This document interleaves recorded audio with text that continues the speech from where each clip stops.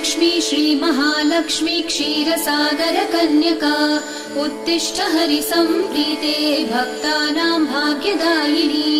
श्रीलक्ष्मी श्रीमहालक्ष्मी क्षीरसागरकन्यका उत्तिष्ठ हरिसम्प्रीते भक्तानां भाग्यदायिनी।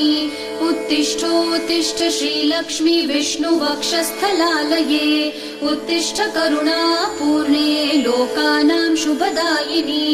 उत्तिष्ठोत्तिष्ठ श्रीलक्ष्मी विष्णुवक्षस्थलालये उत्तिष्ठ करुणापूर्णे लोकानां शुभदायिनी।